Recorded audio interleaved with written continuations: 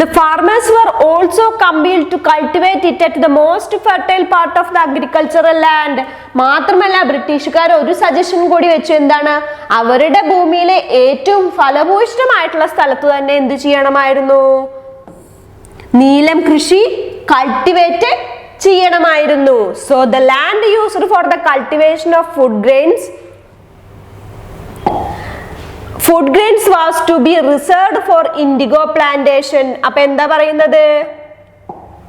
അവരെ ഫുഡ് ഗ്രെയിൻസിനായിട്ട് മാറ്റിവെച്ച ഭാഗത്ത് എന്ത് ചെയ്യേണ്ടി വന്നായിരുന്നു? IndiGo cultivation. ഇപ്പൊ ഒരു കർഷകന്റെ ഭൂമിയിലെ ഏറ്റവും ഫെർട്ടൈൽ ആയിട്ടുള്ള ഭൂമിയാണ് അവർ എന്തിനു മാറ്റിവെച്ചിരുന്നത്? For the cultivation of food grains cultivate ചെയ്യാനായിട്ട് മാറ്റിവെച്ചിട്ടുണ്ടായിരുന്നു. പക്ഷേ ബ്രിട്ടീഷുകാർ എന്ത് ചെയ്തു? നീലം അവരുടെ ഭൂമിയിലെ ഏറ്റവും നല്ല ഫെർട്ടൈൽ ആയിട്ടുള്ള സ്ഥലത്ത് തന്നെ ഉൽപ്പാദിപ്പിക്കണമെന്ന് പറഞ്ഞു. Due to the interference of the British agents in the harvesting season the farmers received only a lower price for indigo. അപ്പൊ എന്താണ്? വളരെ കഷ്ടപ്പെട്ടിട്ട് എന്ത് ചെയ്തു? നീലമൊക്കെ കൃഷി ചെയ്തു. പക്ഷേ എന്തുണ്ടായി?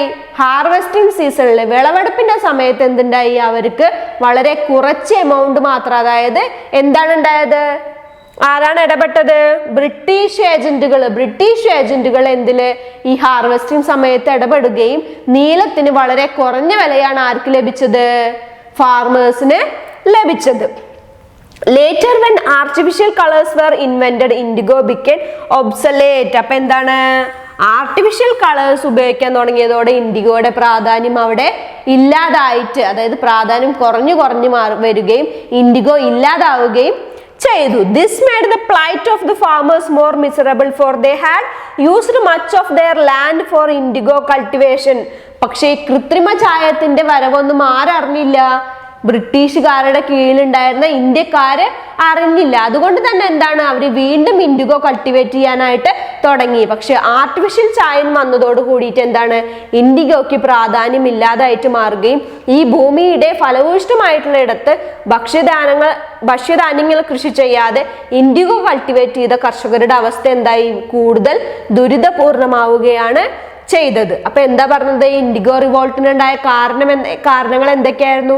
ഫസ്റ്റ് നമ്മൾ പറഞ്ഞു അല്ലെ, ഇൻഡിഗോ 18ാം നൂറ്റാണ്ടിലെ ഇംഗ്ലണ്ടിലെ വ്യവസായ വിപ്ലവം ഉണ്ടായതോടുകൂടി ടെക്സ്റ്റൈൽ ഇൻഡസ്ട്രിയുടെ പ്രാധാന്യം വർദ്ധിച്ചു. ഈ പ്രാധാന്യം വർദ്ധിച്ചത് എന്തിനു കാരണമായി? എന്തിനാ കാരണമായത്?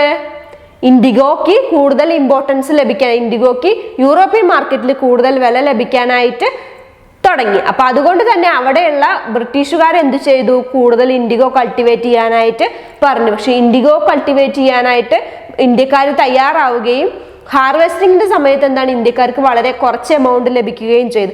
പിന്നെ ആർട്ടിഫിഷ്യൽ കളേഴ്സ് വന്നതോടുകൂടി ഇൻഡിഗോയുടെ പ്രാധാന്യം ഇല്ലാതാവുകയും എന്തുണ്ടാവുകയും ചെയ്തു? ഇൻഡിഗോനെ ഉപയോഗിക്കാണ്ടാവുകയും ചെയ്തു. അത് ജനങ്ങളുടെ ജീവിതം ഒന്നുകൂടി, നീലം കർഷകർ അല്ലെങ്കിൽ കൃഷി ചെയ്തിരുന്ന കർഷകരുടെ അവസ്ഥ എന്തായിരുന്നു? ഒന്നുകൂടി ദുരിതപൂർണമാക്കുകയാണ് ചെയ്തത്. ഇവിടെ കാണാനുണ്ട് അല്ലെ, കളക്ടിങ് ഇൻഡിഗോ ഒരു ചിത്രമാണ്. ഇൻഡിഗോ എങ്ങനെയാണ് കളക്ട് ചെയ്യുന്നത്, ഇൻഡിഗോ ഫാക്ടറീസ് എങ്ങനെയൊക്കെ ആയിരുന്നു എന്നൊക്കെയാണ് ഈ പിക്ചേഴ്സിൽ തന്നിട്ടുള്ളത്. Then in 1859 ഇനിയിപ്പോ ഈ കാരണങ്ങളൊക്കെ എന്തിലേക്ക് നയിച്ചു? ഒരു റിവോൾട്ടിലേക്ക് നയിച്ചു. In 1859 the farmers of Bengal organized themselves and declared that they were giving up indigo cultivation. അങ്ങനെ 1859 അവരെന്ത് തീരുമാനിച്ചു? ഗിവിംഗ് അപ്പ് ഇൻഡിഗോ കൾട്ടിവേഷൻ, എന്ത് നീലം കൃഷി ഉപേക്ഷിക്കുകയാണെന്നുള്ള ഒരു തീരുമാനത്തിലേക്ക് അവര് എത്തി. They attacked indigo factories with bows, arrows, swords and spears. അവരെങ്ങനെയാണ് ഇൻഡിഗോ ഫാക്ടറീസ് അറ്റാക്ക് ചെയ്തത്? അമ്പും വില്ലും കുന്തവും ഒക്കെ ആയിട്ട് എന്ത് ചെയ്തു?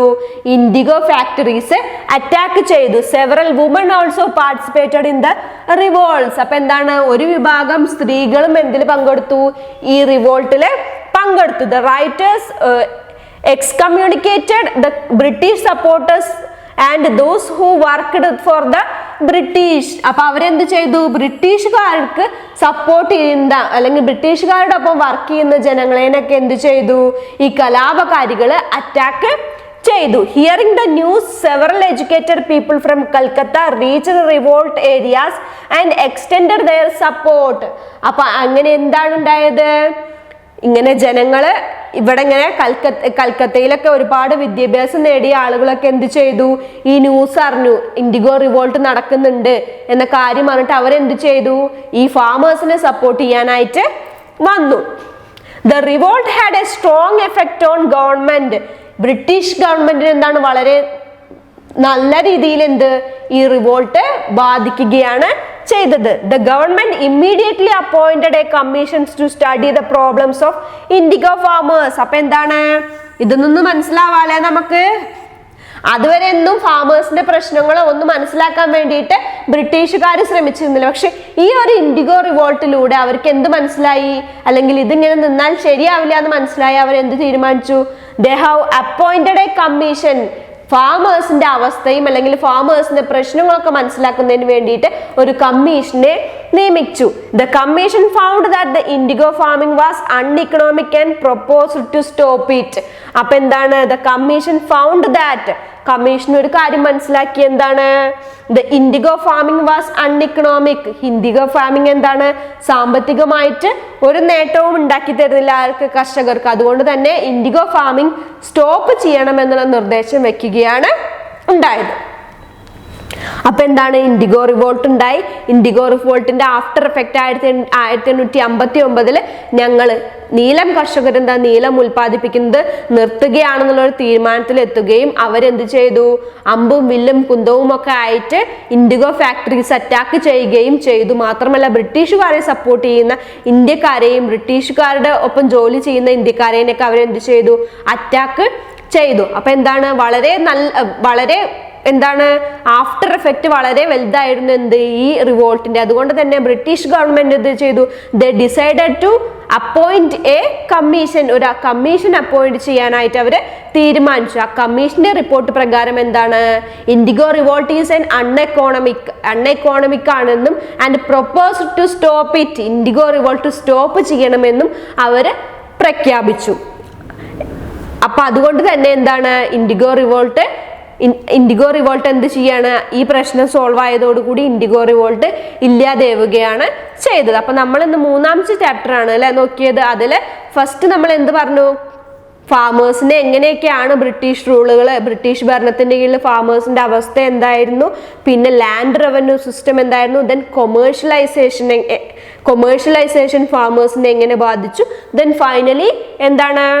റിവോൾട്ട്, ഇൻഡിഗോ റിവോൾട്ട് എന്നിവ നമ്മൾ പഠിച്ചു അല്ലെ. അപ്പൊ എന്താണ്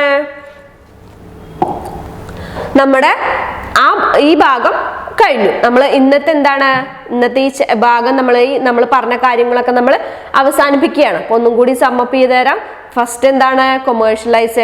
ഫാർമേഴ്സിന്റെ അവസ്ഥ, ദെൻ കൊമേഴ്ഷ്യലൈസേഷൻ, ഇൻഡിഗോ റിവോൾട്ട്, അങ്ങനെയുള്ള കാര്യങ്ങളൊക്കെ നമ്മൾ പഠിച്ചില്ല. അപ്പൊ ഇനിയിപ്പോ എന്താണ്? അടുത്ത ഭാഗം നമുക്ക് എന്ത് ചെയ്യാം? അടുത്ത ക്ലാസ്സിൽ കാണാം. അപ്പൊ നമ്മുടെ ആപ്പ് മറക്കണ്ട, ലേണിംഗ് ആപ്പ് ഡൗൺലോഡ് ചെയ്യുക. നമ്മുടെ ക്ലാസ്സുകൾ പാർട്ടായിട്ട് നിങ്ങൾക്ക് കാണാനായിട്ട് സാധിക്കും. അപ്പൊ അടുത്ത ക്ലാസ്സിൽ കാണുന്നത് വരെ ബൈ.